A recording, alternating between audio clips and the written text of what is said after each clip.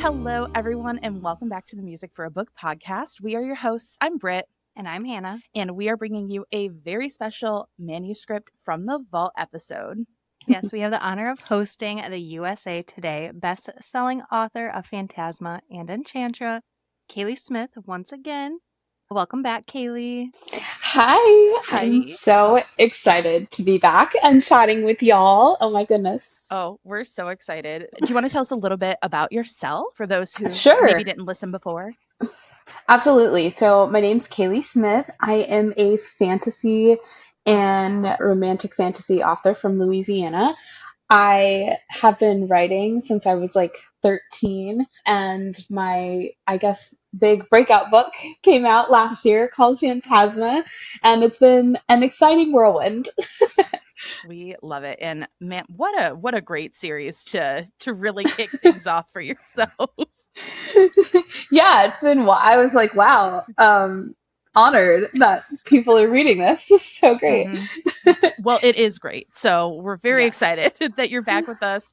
And in this author chat episode, we're going to be chatting with Kaylie about all things Enchantra, creative process, what's next. Spoiler, if you guys have not seen, there's so much fun stuff in the pipeline for Kaylie. We can't wait. We're going to assign a song to the book. It's going to be great. Yep. We will be talking about Enchantra in two parts. So first, a spoiler-free section for those of you who haven't read the book and want to know more about what to expect. And then a spoiler section where we'll openly discuss Enchantra. And we have a lot to discuss. So much to discuss. We've been texting nonstop since we finished it. We are severely unwell. Yes. The first time in a while I finished a book before Britt did. Yes. So she was like, you need to finish this book. And I said, I'm sorry. How did you finish this book before me? Oh my goodness, that's so funny. That's me and everyone around me. I don't think I finished before anyone these days. So yeah, I unfortunately am mentally unwell. So I usually finish them very quickly. I mean, as you read my books, same. It's fine. It's fine. It makes things more fun. Just a little spicier.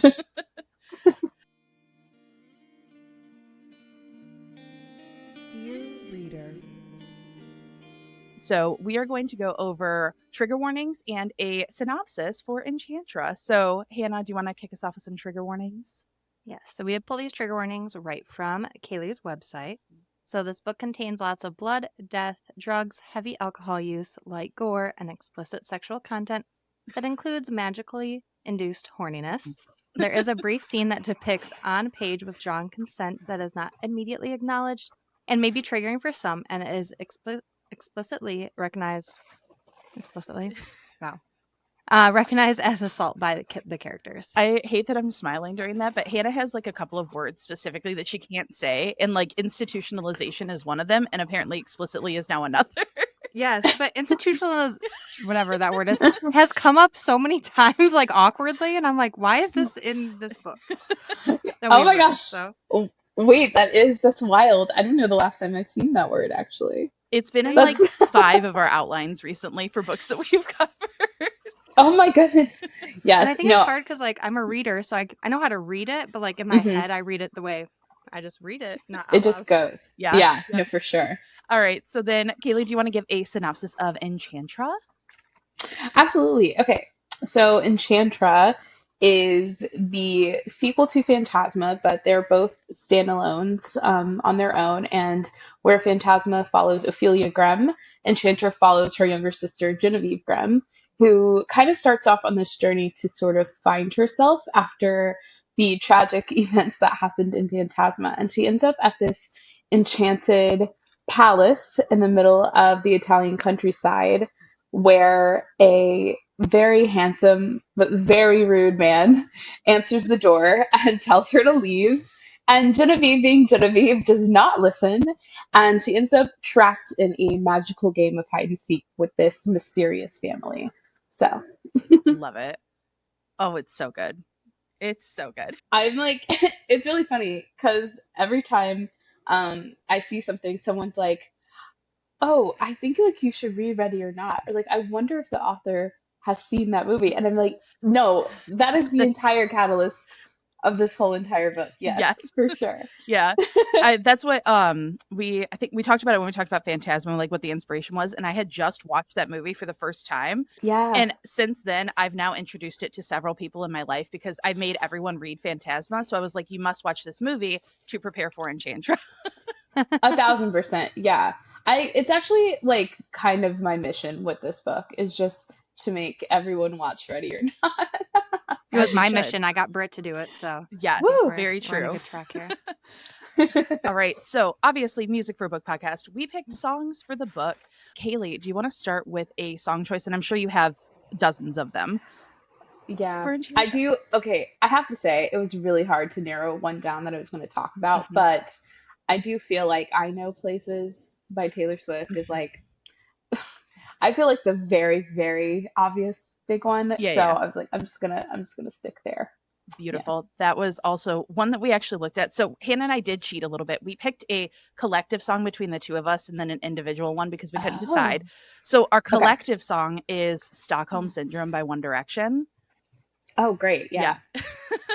And then, Okay. yeah. And then my individual pick is Willow by Taylor Swift. I love that. Yes. Mhm. Oh my God. And my individual pick is Sad, Beautiful, Tragic by Taylor Swift. Also excellent.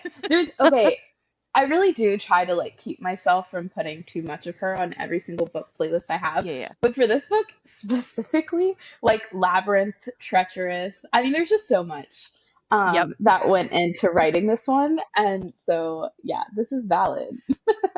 I had so many songs too, but I was like, I feel like I have to just pick a Taylor Swift song. So Yeah.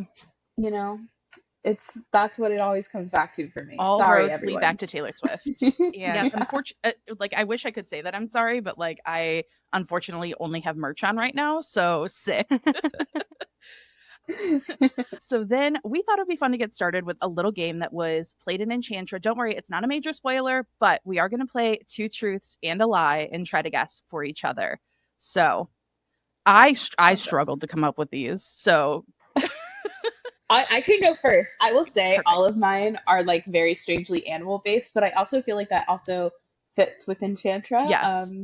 If you know, you know, like when you read it, Yeah. that sentence will make sense. But Love it. okay. So my three facts are I have a scar from when I was bit by an ostrich. I have ridden an alligator, and I have ridden an elephant. So here's the thing, like you're from Louisiana, so I feel Right? like I'm not as shocked by the alligator fact. However, like have I ever seen anyone ride an alligator besides the Irwin family? No. Right? But if there's going to be a place, it'd probably be. It's like I don't that know. or I think the Florida. elephant. Elephant, you think? I'm also Mhm. going to say elephant. I don't know why. Okay, final answers. I'm going to say Yeah. elephant. Okay, the gator was the lie. Aw. Okay, although, figured. although we have caught them in our backyards though. Like that is a very, very Louisiana thing. That's Um, the only reason. But Yeah. I do enjoy that no one questioned the ostrich. no, Nope. that was not even. I was like, yes, that makes sense. hmm No, Yep. truly, it's like on my finger. I have a scar because they like Oh. I was little. Yep. Aw. Oh my gosh. Mine are all like fandom based, So Oh. we're gonna start. So mine are I was obsessed with American Idol and went to multiple tour stops and met a lot of the idols. I have never seen or read Twilight, and I was obsessed with Taylor Swift and ran a TS Stan Tumblr for years. Okay, but I feel like that is so I'm not gonna. obvious that it I can't wouldn't. answer it. Yeah, Oh, do I you think know? Hannah probably knows this Oh one. I no. probably know, so Yeah. I'll guess after you. Dang. Okay. I want to say the Taylor Swift one just based off of the fact that I feel like that is so plausible. Like, is it like a technicality? Were you actually running like a Twitter Stan account, not a Tumblr? You know, hmm. Mhm. Okay, I'll guess the Taylor Swift one, but I will say, Mhm. I mean, it would make sense, however. Yeah. You are. It's a It technicality. is a technicality. You are correct. It was actually a One Direction Stan Tumblr. Ah! I was like, I know this game. Yes. So I went to like 8 or 9 of the American Idol tour stops, and I would wait outside with my little poster and like meet all of the idols as they would come out. And much to Hannah's dismay, I have never seen or read Twilight. I'm not gonna lie to you. We have to discuss this. What? Yeah. But I also get it because like sometimes when you miss the moment of things, Yes. it's hard to circle back. Yeah. But I would pay good money to be a fly on the wall of someone watching Twilight for the first time. Like now, yeah. yeah. Like I think we might actually record it for the podcast, like watching Twilight together. Yeah, because I've seen obviously clips, like I know what it's about. Sure. My friends were at the height of it, but I went into like my like HP Hunger Games Divergent phase while everyone was still in Twilight, and so I just never, like you said, I never caught on. Which is like Hannah owns how many Twilight shirts, how many like. It's her comfort. That's what my movie. friends all get. It's my personality, It's just That's how I started get away from it. writing. Yeah, I was gonna say Twilight fanfic. Like I was gonna say, me and my obsessed. friends had a Twilight fanfic. We would go back and forth. Yeah. Oh yeah. I wrote as Alice. She wrote as Bella. Oh Yeah. my god, That's amazing. I love it. But yeah, I promise I'm gonna get to Twilight at some point in my adult life. Yes, you will. Okay, mine are all like numbers based, so it's a little tricky here. All right. Okay. I was lucky enough to get tickets to Taylor Swift in concert 7 times. I have seen the musical Wicked 8 times, and I have traveled to 6 countries outside the U.S. Okay, here's the thing. Like, I know Hannah, and the numbers are even throwing me off, so this is going to be a problem. Is it the Wicked one? Wait, okay. I've been to every single Taylor Swift tour, so that is like so doable in my opinion. But like, you're such a Wicked fan. I feel like that number seems outrageous, but I don't think it is. That's fair. Okay. And then the countries. Like, you could be off by 1. You could have been to 7. See, this one's really, I was about to say, that's really hard. This is hard. I'm gonna say you saw Wicked more. So I'm gonna say the Wicked one. Like what if you went like 9 times? I feel like your Taylor Swift is off by like 1 or 2. I'm gonna go Taylor. It's the countries. Really? Oh my god. Yep. I've only been to 5. Only 5. Of course. Okay. Off by 1. But I had to be tricky with my Taylor Swift. Yeah. Like wording though, because I had tickets to Loverfest and London. Okay. But I didn't end up going. Okay. I was like, Hannah, I could have sworn you'd Don't seen her get me 5. started. I was like, I think she's seen her like 5 times. But you got ticket. You are tricky with that. Okay. Well, the Devils would love you. I tried to stump you, Britt. The Devils would love you with that word choice. Right? The wording. The Scorpio in me, okay? Yeah. Oh my gosh. Beautiful. We're going to move into the spoiler-free section about Enchantra, just catching up on a few things. So if you guys have not read Enchantra yet, because we know this episode is coming out right around release, you can listen to this part and then pause and come back to the spoilers afterwards. We already started talking a little bit about it, but can you talk a little bit more in detail about the inspiration behind Enchantra and all that fun stuff? Yeah, so I always knew that like there were going to be multiple books in the world of Phantasma. I've had them planned since like the beginning, and naturally Genevieve was going to be after Ophelia. And when I was thinking about the sort of game Genevieve would play, there was like a few like metaphorical things that came into it. I think hiding their feet, like just the sort of aspect that goes into her character of like finding herself. I thought that was like a really interesting play on that part of her story, but also absolutely like I watched Ready or Not is one of my top 3 movies of all time, and I just remember being like, okay, but they all kind of hate each other. Imagine doing this when you like genuinely like every single person you're like hunting. Mm-hmm. And that's sort of where that whole just the entire idea that they're playing with their siblings, who they care for like dearly came from, because I was like, that's an entirely new dynamic, right? Like even in Phantasma, when people died, there could have been like I think if Lucy had died, Ophelia probably would have felt like a small pang of sadness, but they didn't know each other that well, so it's really not a big deal. But there's like a different sort of horror when you're watching siblings who very clearly love each other have to kill each other over and over again. So again, my sick twisted little mind, I was just like, well,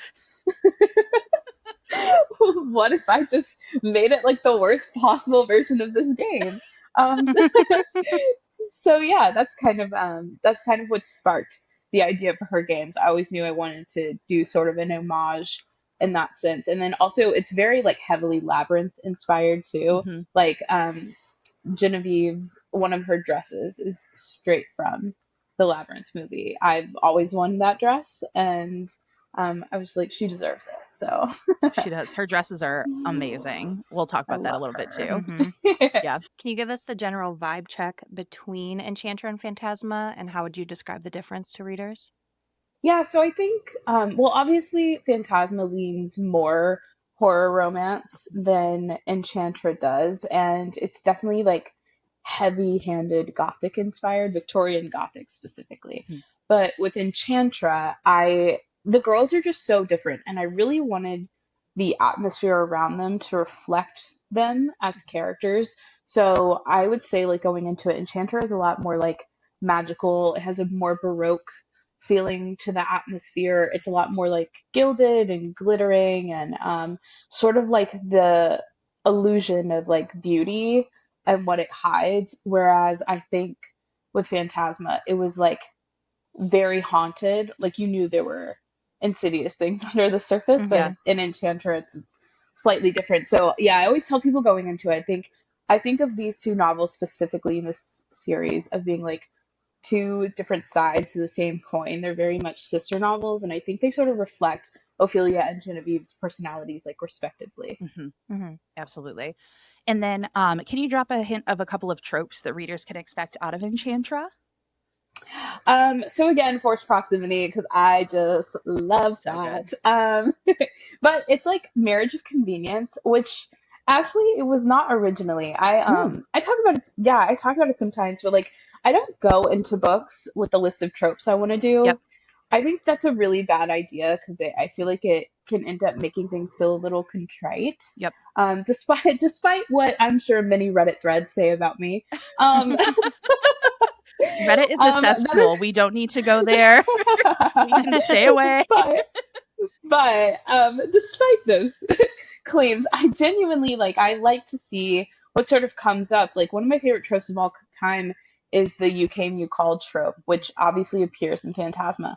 I wrote published three other books before that, and I never used that trope because it was just not correct for the characters Yeah. or those stories. And when it's sort of the situation presented itself, and it was like the perfect situation for both the characters, Mhm. the setting, and the plot, the moment they were going through. It was like, oh, I have to do this. And when I was writing Enchantra, it was sort of a fake dating situation. I always knew they were going to have to pretend with each other because that's sort of the crutch of them being amicable at all because they don't really like each other. Yeah. But Mm-hmm. after I wrote the first draft and my editor and I started working on it, I was like, this is definitely marriage of convenience. Like, I can't even believe I didn't see this Mhm. upon first writing the book, but that's also why you do multiple drafts of a book. And Yeah. yeah, so that was really fun. I love Marriage of Convenience. Yeah, I think those were like the main Yeah. ones for me personally. Yeah. I love that. Yeah, we're suckers for marriage of convenience, fake Absolutely. dating. So, Forced proximity. We love it. so we know that there's more in this series, but do you have a personal favorite book that's either out or not released yet in this series? Oh, yeah, I mean, I'm not gonna lie. Book three, I think, is my favorite or will be when it when I finally get through it. You know, I'm in that stage with it where I'm like, why did I choose this job of all jobs? But we usually get we usually get over that by the time a book is coming out. But yeah, I actually do think book three is going to be the all-time fan favorite, which I know is like a really setting myself up with that one. But I also have to say I do love Enchanter, but my relationship with it is very different than Phantasma Mhm. because sequels are harder, and so it's like it was there's also like a lot of pressure with Yeah. Enchantra that I did not have with Phantasma. Mhm. So Mm-hmm. it's like it's hard to say I have a favorite because like for me as the creator, my mindset for both of them are vastly different, you Totally. know? That's fair. Yeah. Yeah. And then speaking of Phantasma, though, it was nominated for a 2024 Book of the Month Lolly Award. Made it to the top Wild. 5. Like, how was that experience for you? Because if you can see my shelves are lined with Book of the Month books. That's how I discovered Phantasma. It was one of the Book of the Month picks, and I read it, and I said, Hannah, this is my new personality. I have officially adopted it. I have the Waterstones edition over here. Like, we are in it. Oh my goodness. Yeah. Well, okay. First of all, I was honored that Book of the Month like included it at all. It felt like so strange because I know they don't do a ton of things with super heavy-handed, like spicy romance in the way this was. So I was just very honored to like be in their lineup at all. And then when it made it to the top 5, I think everyone was like, Phantasma's a choice. And I'm like, I agree. I was like, I did not expect this. Thank you so much. I mean, that is all readers. That is like all readers doing. I appreciate them so much. And everyone who's been so enthusiastic about sharing the book and talking about it, like incredibly honored. But for sure, I woke up that morning. It was like, what is going on? No, it was so cool. Like, Hannah immediately texted me and was like, did you see this? And I was in the middle of screenshotting it and being like, did you see this? Same time. Just so good. So good. Britt, I'll let you talk about this next one. Oh, yes. Something that you were. So I was making notes. I'm pulling up my Kindle app right now. Obviously, we talked about Taylor Swift already and like Taylor Swift references. And because I'm me, I just naturally like gravitated toward a few of them. And I was just wondering, like, you know, I made note of a couple potential references.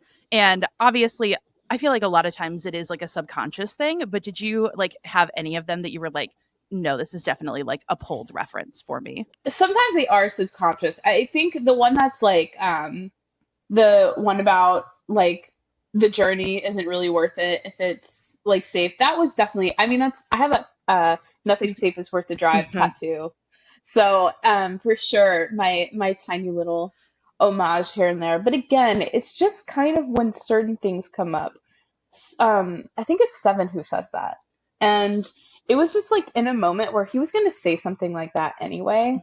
And so I was just like, oh, this is like a fun little tie-in to my personality. Some people hate it, some people don't. Some people don't notice it. Yeah. I just sort of like write whatever I'm feeling, and that was one of those moments that I was like, this is fun for me. It is. Like, I literally have it highlighted, and I put nothing safe is worth the drive with the heart underneath, because it's if there's no risk in life, I don't think it's worth the journey. And I was like, and it's so true. I was like, okay, this is definitely, I remember vividly discussing treacherous, the tattoo, and so to me I was like, wait, was that? And then there was like a white horse moment, getting clean, you know, and I also made note of like Ready or Not. Yeah. I mean, yes, she said, wait, I don't know if I know the white horse moment though. That was for sure. I do love that song though. And I actually do kind of think it's very Genevieve coded. Absolutely. So that's fun. Where is it? I literally highlighted everything. Oh, there was like casual cruelness. Coincidence. Yep. Yeah. But like, you know, someone with a white horse would ever come to save her. Oh. Yeah. She'd long given up hope that someone with a white horse would ever come to save her. And so I was like, that's so funny. I didn't even connect that at the time. Yeah. Although it's so funny because there are some things I don't listen to very often, like Fearless is one of them. Yeah. But again, that woman is baked into my entire personality. So it's just sort of, it's like interesting how certain things come out sometimes. Yes. But yeah, I do love tiny little Easter eggs, and sort of like the only people who pick up on them are the ones who are also like very well versed in the discography. You know, it's fine. We love it. All right, Hannah. All right, spoiler territory. Hannah's so excited. So excited. Now we can really get to it. We can. Yes. And this segment, inspired by one of my favorite reality shows out there, Love Island. This week, a hot new shadow daddy enters the villa. So, we're talking about spoilers. If you haven't caught that on, right now we're talking about spoilers. If you haven't read Enchantra, pause it now, go read it, come back, and then listen, because we're starting off strong. Yes, we are. Yep. Let's start with the one and only Rowington, because this man. Yeah, Kaylie, this man. The lip ring. The other ring. The other ring. The other ring. The tattoos. The tattoos. The forest scene. You know what's so funny? I wrote that for a scene and I knew instantly. I was like, this is this book's blood rain scene. Yes. Like Yes. Yep. for sure. I don't know what possessed me, by the way, because that was like not into. So actually, the mirror aspect of this book Yes. was one of the very last things we added. Like Interesting. there's the process of it. The process of this book was so wild. I'm not gonna lie.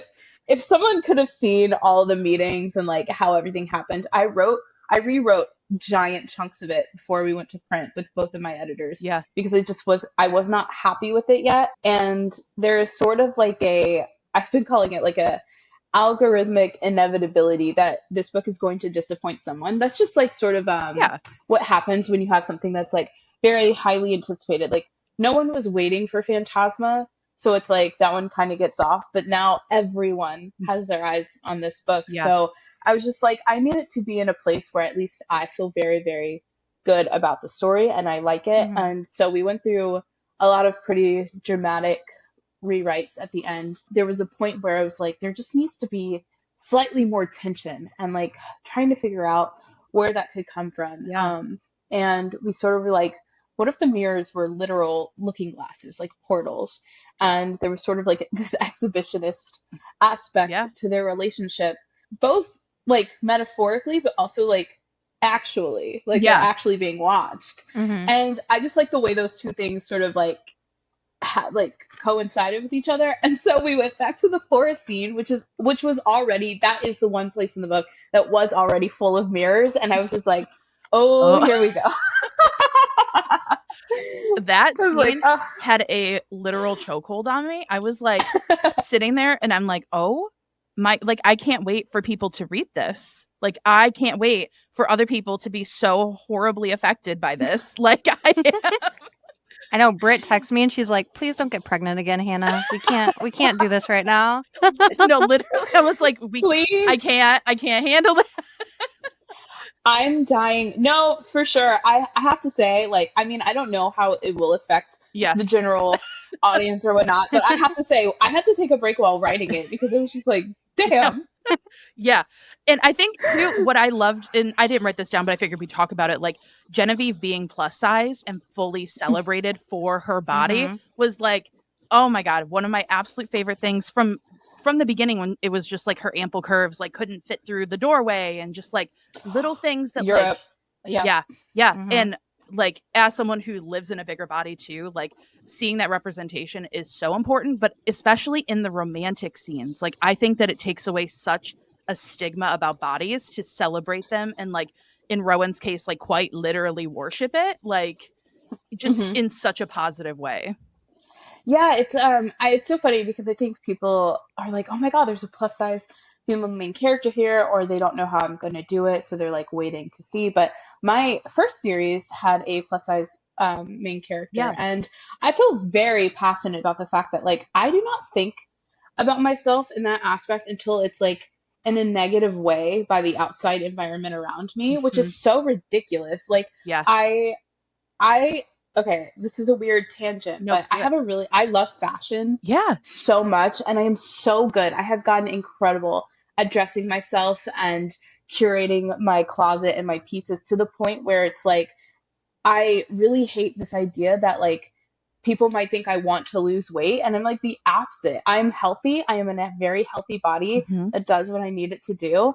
And I like my wardrobe and would like to maintain and stay this way and just be like sort of loved and recognized in like the way I am. And so my main characters who are plus size, like I never wanted to make it like a this isn't about them finding their confidence Mhm. or anything like Genevieve's already fully confident. Yes. She does Mhm. she does not need that. Like that is No. not her journey.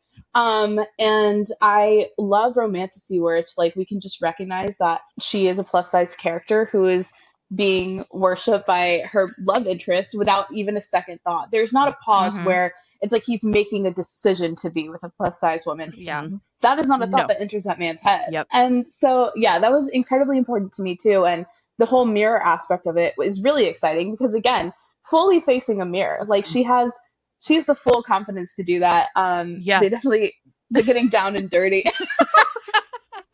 in front of it. Yeah. Yeah. So it's like, that's for sure the takeaway I hope people have Yeah. for it. Yeah. Definitely. I really think so. And especially like her inner monologue is like, yeah, no, we're gonna do it in front of all these people. Like, we're gonna Yeah. do it. Like, Mhm. let them She's like, see let's the go. show. And like, I just love too how she like when she looks at herself in the mirror and like these stunning dresses and has this like visceral reaction of like basically she's like, I'm so fucking hot. Like that is Oh Genevieve. yeah. Like, and Mhm. I'm just obsessed with it. And yeah, that's actually my favorite thing about her. That woman does not for a second not think that she's like, if I have one thing, it's my hotness. The marbles in my head, maybe not as much, but Which is fine. It's fine. Yep. same girl. But yeah, no, and yeah, I love that about her character so much, and I think it's so interesting because Ophelia does not have that sort of self-confidence, and it's just I really like playing with those sort of like the whatever weird societal standards we have. Yeah. I like sort of breaking those down in my books and sort of doing something a little different with them. So It's so good. Yeah. While we're on the topic, so Genevieve and Ophelia are quite opposite, like we were talking about. How was getting into Genevieve's head as opposed to writing Ophelia's? yeah, well, so Ophelia was so natural to me. I feel like I'm most like her, just because being in her head is like being in my head. Her Yeah. OCD, her anxiety. Mhm. There's so many layers to her, but like that are just second nature. So writing Phantasma was very, very easy from her perspective. I feel like Genevieve sort of fought me the entire way. Like every time I was like, "We'll do this," she was like, no. And it was like it was very interesting finding her voice too because I knew I wanted her to grow and really feel like she had grown, even from the time that Phantasma ends to when Enchantra begins. Mhm. And I'm also consciously, like always when I'm writing, the idea that people are very harsh on female main characters, especially if they deem them to be annoying or spoiled or unlikable. But the fact of the matter is, there's a certain amount of spoiledness or I don't want to call it arrogance, but there's something to Vivi that is just not what Ophelia was. And I knew that it could easily become misconstrued or kind of turn into a territory where people didn't like being in her head. And so I feel like writing the book from her perspective, it was just a constant balancing act of like making sure she's staying true to character, Mhm. but that she also has wants and needs and growth throughout her arc. So I mean, hopefully I achieve that, but we'll see what the consensus is at the Yeah. end. But she wasn't as naturally like coming to me, but I kind of like those characters because it really makes me work harder to get the voice right, and I think all that does is help with my craft for Yeah. future things as Mhm. well. Absolutely. Yeah, I think it was so fun being in a head where like she wasn't rampant with anxiety from like within herself, but it was the environment causing it rather than Yes, Ophelia, the environment being like anxiety inducing wasn't even a thought because she lived like with the terror inside of her own head. Mhm. So it was exactly. really cool to see like the juxtaposition between both of the girls. Oh, you get me exactly. I got you. So we'll dive into we talked a little bit about the family dynamics. So the Silvers, the giant family of the Ingingtons, whatever we want to call them. So how was it writing the dynamics of the family? How did you decide on their names? I thought it was hilarious that Genevieve pointed out that their names low-key sucked. Uh, Absolutely ridiculous. I knew immediately that's kind of what I wanted. yes. And I was like, oh, she's going to make fun of this like relentlessly. They will never, never live down those names. Right. Yeah, the sibling dynamics was so interesting. I did so much research. I actually have a couple of friends who are one of seven Oh wow. siblings, like, Yeah. which is like wild. My growing up experience is very weird. I'm technically an only child, Mhm. but I'm also technically not. My mom had my little sister when I was 18 and already going to college. Mhm. So it's like I was not raised with a sibling. However, I do have one now. So Yeah. like I don't have like the same sort of authentic sibling dynamic like that the Silvers do have in this book. So I wanted to make sure I got it right. I did a lot of research. I did a lot of texting my friends to make sure things felt real. But Yeah. I wanted to make sure every single character had their own wants, needs, and place in the family. And like when you have such history with people, I knew that that was going to have to come out like really clearly as well, that they all have kind of a different history with each other, even though they've all been stuck with each other Mm-hmm. for the last few centuries, and also making sure they all had unique personalities, because keeping track of 7 people, 7 new characters, Yeah. is not an easy ordeal. Mhm. So I really wanted to make sure that was also very distinct. But yeah, as far as the names go, I knew Barrington's name. I knew I kind of wanted Genevieve's love interest to be called Rowan, but I was like, it needs to be something more obnoxious than that. Because he's such a brat, if I'm told. They're both brats in very different ways, in my opinion. Such bratty Um, energy. and so I was just like, God, I need to give her something to make fun of this man for. And so I was like, Rowington is just an absolutely ridiculous name. And then if I wanted to take it the extra mile, I just made all of them have that suffix. Like Loved it. they all have to suffer. So I went through a few. Ellen's name changed several times until I decided on hers. Remy's was always the same, and then I think like when it came to like I really wanted Grave to be called Grave, Yeah. and I really wanted Coven to be called Coven, Mm-hmm. and so like I sort of like named those nicknames first, and then just made it fit in with the families. Yeah. But yeah, that was really fun for me actually. I love that. Do you have a favorite sibling? Obviously, we love our shadow daddy, but outside of Rowan? I love 7. I'm sorry. Yeah. Everybody, I know that. So do we. Yeah. So do we. I love Rowan. It's so funny. He's definitely the most pragmatic, and I think he's very romantic actually, and I enjoy him so much. But 7 genuinely makes me laugh. Like Yes. every time I think about him, he's so funny. Yes.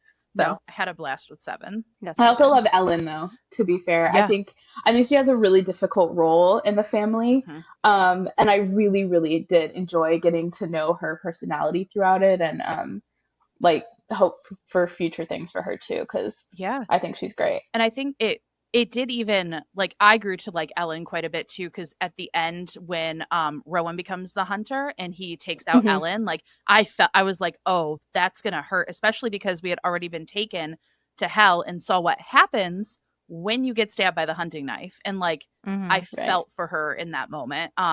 Even Yeah. though it was complicated, because I'm like, dude, she gotta die. Like, unfortunately, that is what Yeah. it is.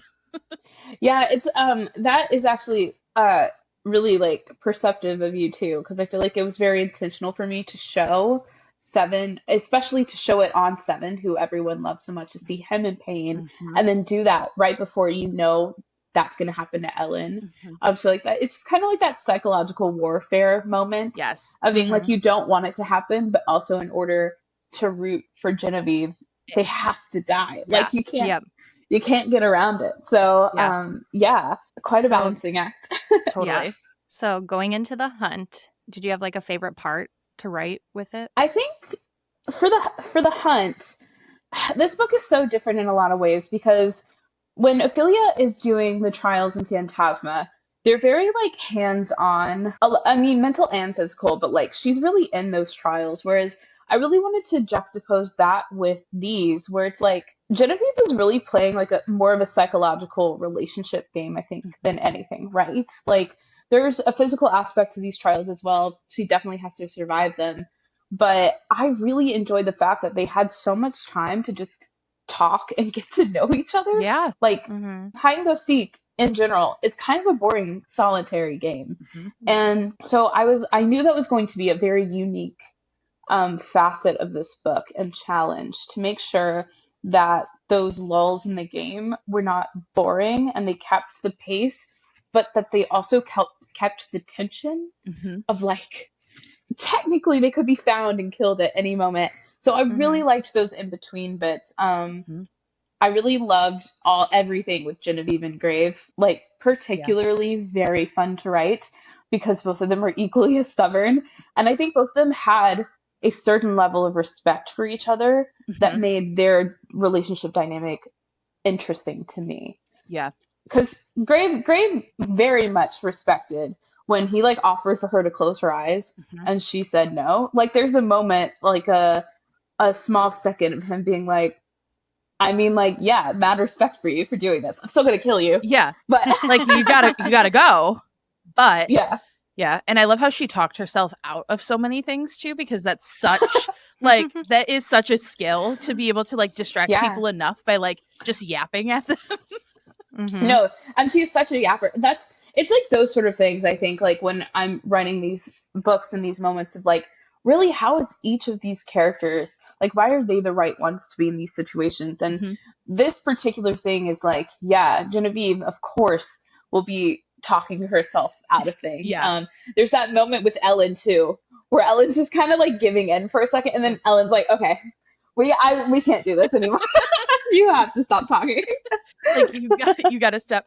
I love the right person at the right time too, because when Coven walked in on Rowan and Genevieve behind the thing, Yeah, and he's like, shit, like I'm stuck here with you now. Like Yep. yeah. why? Yeah, he's like, why me? What have I done? What is this karma? Um, yeah, actually, you know what? I really, really loved that scene. Mhm. Like the entire ordeal of that scene. Him and Genevieve like playing tic-tac-toe Yeah. and um Kevin being like, if you say one more thing, I'm like going to beat the shit out of you. Um, and then just the dynamic, like I feel like that scene got to show off like a wide range of things. Ellen and Coven had their sort of like showdown moment, and Yeah. there's this Mm-hmm. one line in that scene that is actually my editor's favorite. Like every time he went through the book, he would highlight it and be like, "Do not cut." And I was like, I love when I get those little bits. Like I really nail them because it feels really nice. Yeah. So. But okay, I did have a personal question. Did you happen to have a stuffy named Mr. Daisy that got thrown into the Mississippi by chance? Was that done from personal experience? Because it felt personal. I didn't have a stuffy named Mr. Daisy, but I did have a stuffy that like I don't know if it had a name or not that I had to give up. Mhm. It was like an emotional crutch, Yeah. and it's so funny because growing up we had this. This is a tangent, Yeah. so Yeah. sorry everyone. We had horses next door because I live in the middle of nowhere, Louisiana. Okay, there are horses. Yeah. And because I refused to do things without this stuffy, my mom was like, "But the horses need it more than you. So like you should give it to the horses." And so she could like kindly break me of this habit of Yeah. having to have this Yeah. stuffed animal everywhere. So I like gave it to the horses That's adorable. next door. Yeah. And so I was just kind of when I was doing this, I was like, "Oh, you know what? This is like the perfect sort of like ploy. I think it's really funny. I also love the moment of Grave being like, what kind of psychopath makes up a stuffed animal?" Like, Right. he's trying to actively murder her, but Yeah. she is It's the like, crazy one. yes. No, I love it. And then this was a thought we had like after when we were discussing Mhm. Enchantra and Phantasma, but like the significance of like the true name of the devils, Yeah. because like Genevieve remembers Salem's now, Mhm. and like can it be used against the devils? Like we were trying to remember like Like is I went Blackwell his true name? Yes, I went back I into don't know. Phantasma and I was like searching for like true names and Yeah, it's that scene of him with the king in the flashback Mhm. where the king calls him Blackwell. Yeah. And there's this sort of like basically the only person he told his true name to, which is Blackwell, Mhm. was to Angel. And after so much torture, she finally kind of gave it up, which is why he was able to tie him to Phantasma, right? Yep. So Okay. it's sort of yeah. So Blackwell is his true name. Yeah. His like given name. I know I do get questions about this quite a lot actually. The way I explain it to people, it's that sort of like fae folklore, like the fair folk magic, right? You are not given your true name, you were just born knowing it, and it has like a Yep. certain power over you. So Blackwell's is that his real just whole name is Salamastris Erasmus. Okay. That's like his given name by his father. Yeah. But yeah, because With she Knox. Yeah. yeah, it's because she got all of her memories back from that ring, which I won't go into too many details of if the king knew what he was doing with that or not. But Mhm. yeah, she is now the only person who knows it, aside from Salem himself, Mhm. and that'll be an interesting situation later on, I imagine. So I'm very interested because when I tell you this was a book though that we immediately were like, okay, well, what about this? And what about this? And what do you think is going to come back here? And what are we doing here? And like, I know. And I was like, we got to reread Phantasma. Like, it's been so long. I know. I think I'm going No, to I do know. like audiobook back to back. I think I'm going to re-listen to Phantasma and then listen to Enchantra since we read it, like just to get re-immersed into it. I do. I love the audiobooks, I have to say. Like, they're so well done. I even listen to them sometimes and I'm like, wow. Look at this. Look at this world. It has to be so weird though, because like you obviously like the world that you built, because like you Mhm. are the creator and the constructor of the world. But at the same time, Yeah. too, like this is now like in the hands of the public. And I'm sure there's like a certain level of like disconnect that you have to require yourself to have from some of it to like manage.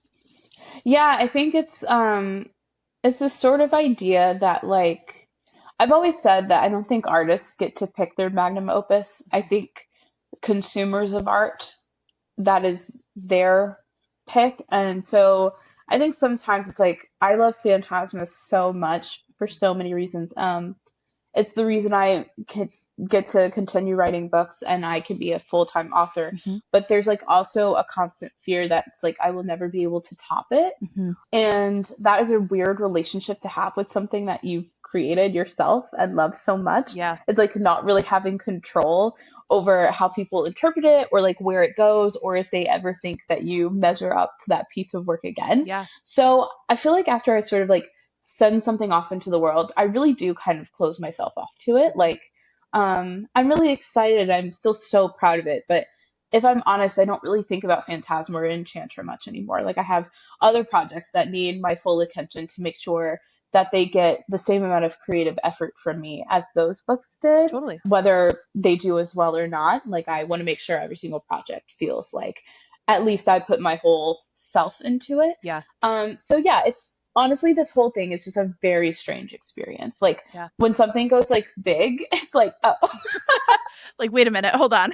I wasn't ready. yeah, like it's not mine anymore at all. Yeah. My relationship with it is fully separated from I think the public's relationship with it. So yeah, I kind of just I'm like, hey, here was my intention, but like if you didn't get that from it, that's also very valid, like for sure. Yeah. So yeah. All right. Are we ready to enter Enchantra? Talk a little bit about the hunt specifically and everything that went into it. Woo. So we did this with Phantasma too, and I thought it was a lot of fun. So realistically, guys, like we're in the hunt. We're tied to Rowan just for continuity's sake. Like we do get a shadow daddy out of this. But how far do we make it? I genuinely think I would have been fine. Maybe not against Grave. Like if Grave was still the first hunter, Yeah.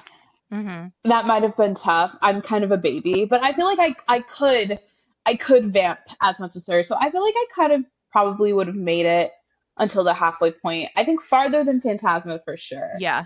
I agree. Same here. But there's like a point that I would just be really over the running. I was gonna say like the cardio I feel like would just be because like this place is massive. Okay. There's a lot of rooms, there's a lot of doors.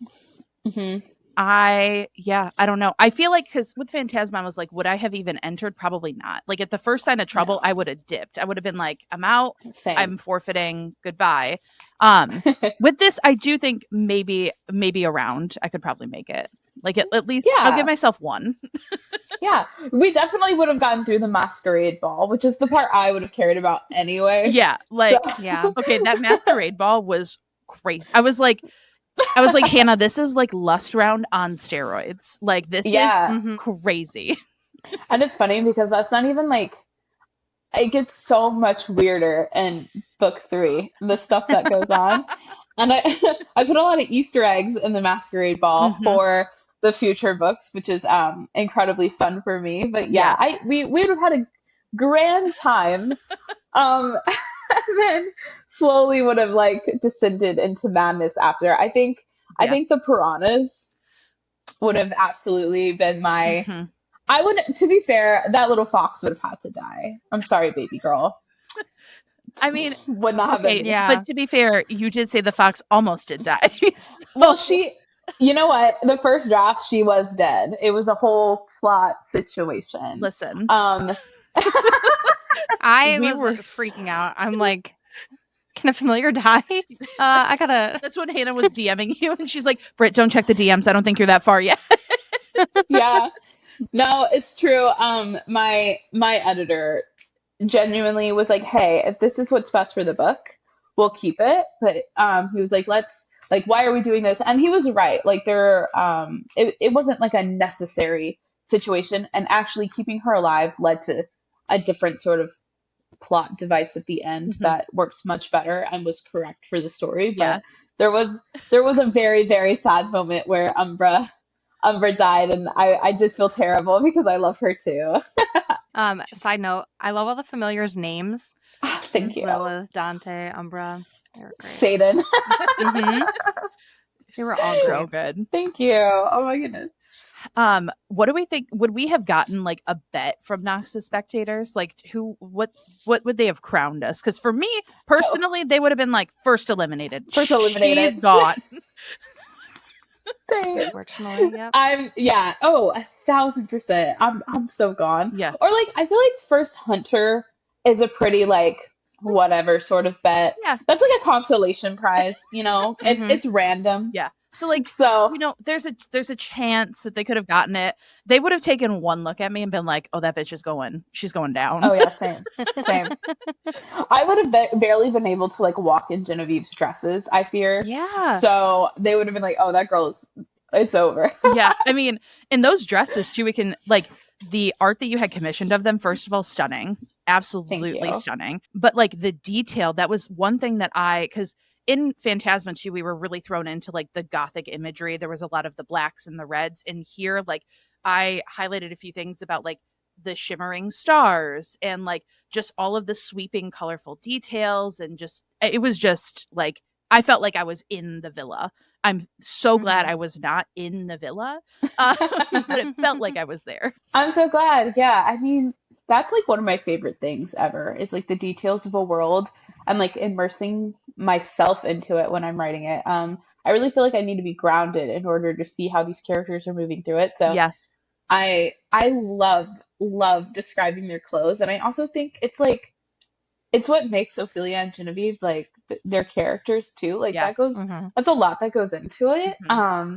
So yeah, Genevieve and her very pretty dresses were one of my favorite things for sure. One thing I do want to know is how many games are there in the hunt? I feel like I could have.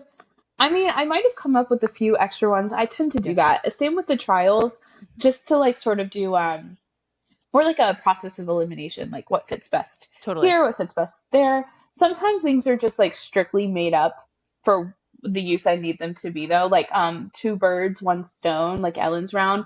I needed the three of them to be kept together, so I contrived that game specifically for that round. Yeah. But I mean, technically there could be like so many different versions, right? Like of hide and go seek. I mean, I know like growing up, we had one like called Peas in a Pod that was really fun, and it's where it's like the hunter, if he finds you, you join their team to find the others.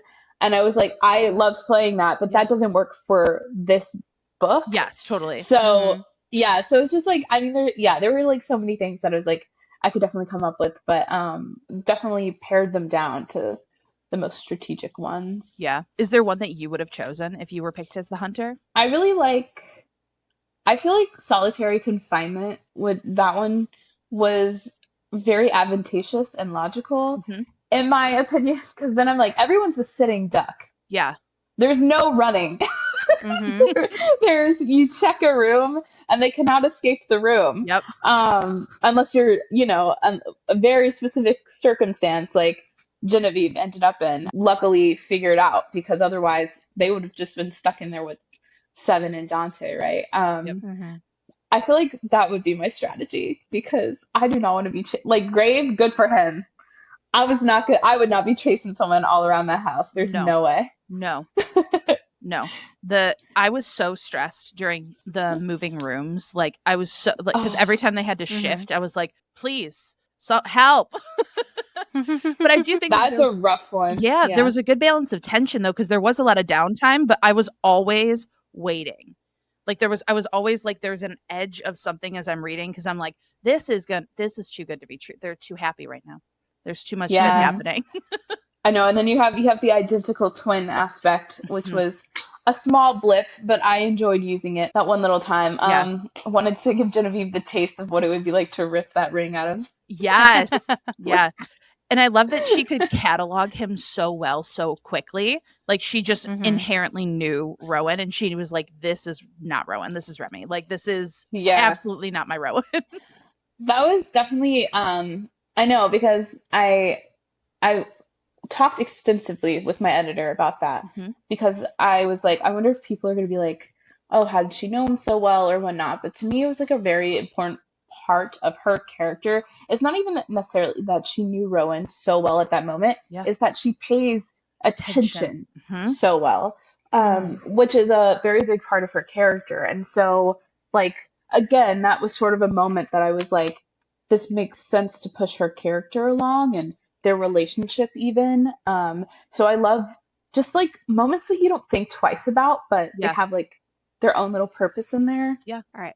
And back to familiars real quick. If you had an animal familiar, what would it be? I would love a fox. I'm serious. I think that Yeah. would be, they're like the perfect size. I could put them in like one of those baby Bjorn wraps on my chest. Mm-hmm. Yes. Just like take it around with me. I genuinely feel like I would pick a fox. So, I love that. what Hannah. about y'all? Okay. Hannah, I think knows mine, but Hannah, what would you pick? I think it would be a black cat. Like just like curl up by my feet and Mhm. like just Yeah. slink around, but like also like smaller than Yeah. a lot of the big cats. I fear my familiar would not be helpful at all because I would absolutely be picking a raccoon. I would have like I have like Little trash panda. a little trash. Oh, Like I love raccoons. I vibe with them so hard. I feel like I love I a am one raccoon. with them. But Yeah. it would probably be a little too chunky and it would probably not be as sly. But that would be my best friend. I get it. To be honest, like if I was choosing like from the bottom of my heart, it would be like a pigeon. But that has to be the most useless choice on planet Earth. So I'm like, I feel like advantageously I would choose a fox, but I get it. Yeah. I get it. Yeah. But at Yeah. least like raccoons can like hold things and they have like little Oh, claws and Yeah. they wash their little yeah, hands like it's before they eat. I love them. so cute. Amazing. Obsessed. So like Yeah. not entirely useless, probably not my best pick, but I don't think that like life would allow me to have anything else. Yeah. And then last question about like Enchantra as a whole. I was wondering about this too because I was like, what would I pick? But if you got to go into Knox's trove and you had to pick like an item, obviously we had like a hint of what he had, but is there something that like you conjured up that you feel like you would be attached to, or like anything in the world basically that he had in there? I feel like I would have chosen something that either let me teleport or froze time for Oh like yeah. a certain amount of time. Hmm. Actually, when I was configuring items for his trove, one of them has ended up in another project of mine because I Ooh. love the idea and it immediately clicked. It made something else in that other project click for me, and so I was like, oh, let me take it and make sure it goes there. But yeah, I think probably something like that, like something very practically useful, but Hmm. like also had to have magic, like unlike Coven, who like got a potion to make like his dick bigger. Which like I love these siblings. Like they're so fun. Mm-hmm. Yeah, it's just like it's absolutely, and it's sort of this. I love details like that too because it just shows you how like frivolous they think they're stuck there forever. Yeah. So they Yeah. were picking stuff that was just so absolutely Yeah. frivolous and ridiculous. Meanwhile, Genevieve is in there, and it has to be the most stressful moment of her entire life of like trying to conceive of what might actually be Yeah. useful for them. So I know. And especially like with her ties to being like, how can I also help their mom? Like, how can I help Rowan's mom? And how can I do this? And like, it felt like she was trying to do the greatest good, but I love just how aware she is that there's always a catch when it comes to devils, when it comes to like Mm-hmm. there's always like something undercutting it. hmm exactly. Hmm. And that also I feel like shows her growth and like how much she's paid attention Yeah. since Phantasma as well, which was also the intention there. Hmm. Yeah. I just love Genevieve and Rowan. We're going to talk a little bit more about what's next, but do you have anything else that you want to, say about Enchantra or anything like that before we talk about what's to come? I mean, no, I think we covered most of it. Yeah. I just really hope everyone has fun. I think this is like one of those situations that's like, for me, it's more fun not to directly compare Yeah. to its predecessor, like to go in knowing that they're Yes. like definitely not carbon copies of each other, but I really Mhm. hope everyone sort of finds like their own sort of fun in each one. Because I love them both differently and I'm really excited. So Yeah. yeah. It was great. The Ready or Not homage was amazing too. And if you're still listening and you have not seen Ready or Not, I don't know why you also didn't pause to go watch that. Like I'm a little confused. Um That's your homework. that is your homework. The dumbwaiter scene, that was the last one too. I was like, oh, the Oh, dumbwaiter felt very like, when the was it the maid gets like crunched in it, and yes. I was like, oh no, not the dumbwaiter. Mm-hmm. Like Yeah. there's so No, many I know. fun I little was like, details. yeah, I was like, I hope this makes everyone so stressed when he tells her to get in there. That was my, that's what I mean. I'm like, I love doing things that it's like, if you know, or like you've experienced the references, Yeah. it Mm-hmm. adds to the atmosphere of what's Yes. going on. Yeah. Love it. Should we talk about our songs now before we go into what's Oh next? yeah. So we stay on the Yeah, we'll stay on the Enchantra Enchantress train. train. Yep. All right. Hannah, do we want to talk about Stockholm syndrome first real quick? Because like we gotta. And then we can go in. Yes. Yeah. Hannah and I normally don't discuss our songs, but for this one we did, just because we were like, okay, we need to make sure, one, that we're not picking, the exact same one. But then as soon as the song came up, we were like, but who's getting this one? So we decided it was going to be a joint effort. Yeah. Love that. Because literally the first lyric is, "Who's that shadow holding me hostage?" Yes. I also have a very long history with One Direction, which is so funny. I was also there from the very beginning, Hmm. like Inception. And it's so funny because I diverged around the Red era Hmm. because I chose Taylor in the divorce. Um, and Fair. so yeah, but it's like so funny because I forget how much of the lore and how many things I know, but Hmm. Stockholm Syndrome is such an excellent choice. And the line in here too, like, I know they'll be coming to find me soon, but I feel like I'm getting used to being held by you. Like, Mhm. okay, just the whole thing. Like, baby, look what you've done to me. I use the light to guide me home, Yes, that was the one. but now I together we're was, alone. yeah, Yep. Hmm. Yeah, it just, yeah, the whole vibe of the song, the whole vibe of Stockholm Syndrome, we were like, this is absolutely their song. Oh, this one too, where he said, used to sing about being free, but now he's changed his mind. yeah, Like, I mean, at that point, Rowan was like, I'm in this for Genevieve at this point. Like, we'll figure our shit yeah. out.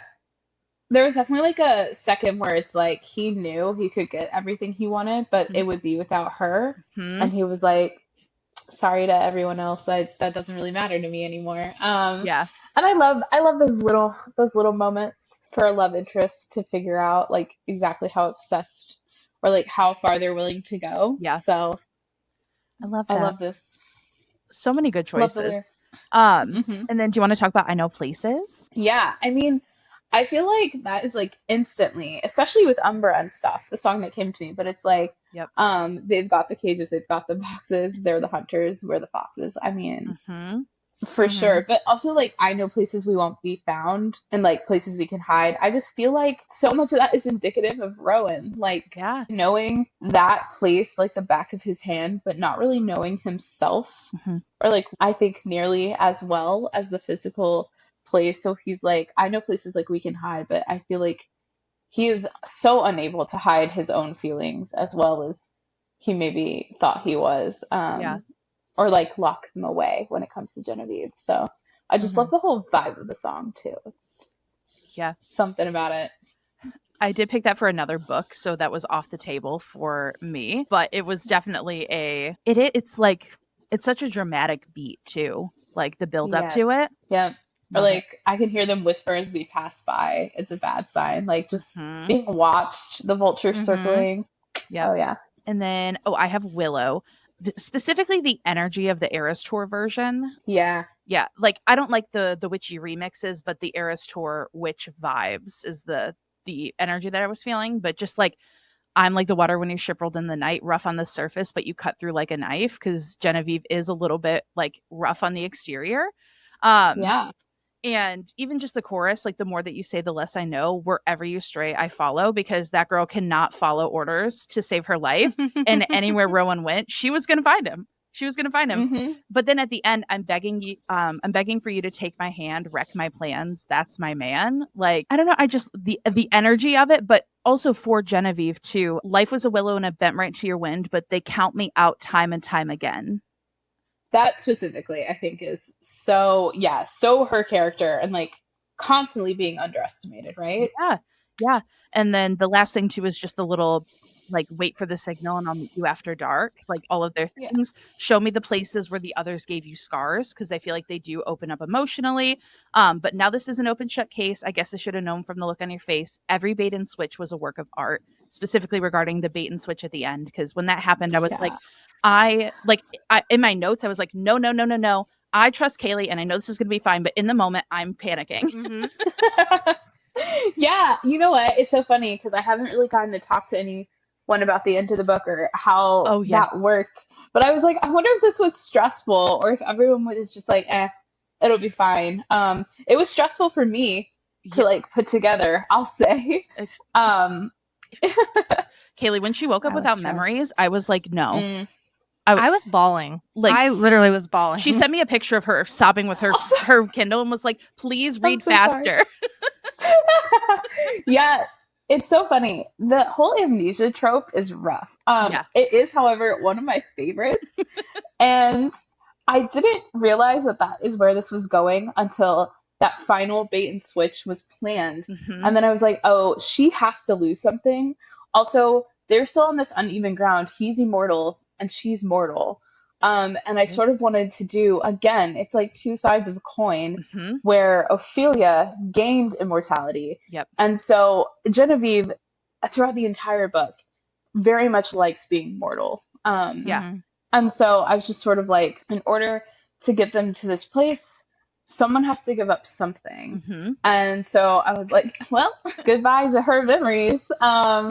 And also just knowing that Rowan is the type, he would have just waited in silence until she like saw him again, Mhm. which is what I kind of imagined he was doing in the first place, just waiting in silence until she found him again. Yeah. So Mhm. Yeah. My when like she saw his face when they like ran into each other, and like mhm, because Rowan's face through the entire time, you were very clear about how he has like a very like large amount of unreadability. He's very cold. He's very cool.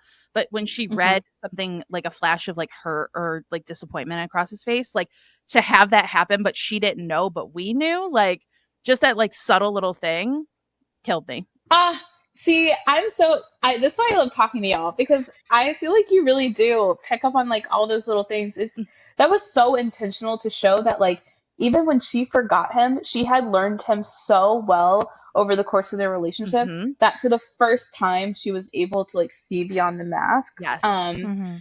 During a period of time where she literally had no memory of him, which is so different from like the first time Yeah. that she saw him. Mhm. And that is one of my favorite details that I wrote. It's sort of like in Phantasma, at the beginning, Ophelia sees Genevieve running up to who we later learn is Lucy and like hugs her. And Ophelia makes a note in her mind that like she doesn't know anyone well enough to like run up and hug them. Yep. And then later in Phantasma, she runs to Blackwell. And it's just like things that I feel like no one else ever notices or picks up on, but they make me so happy.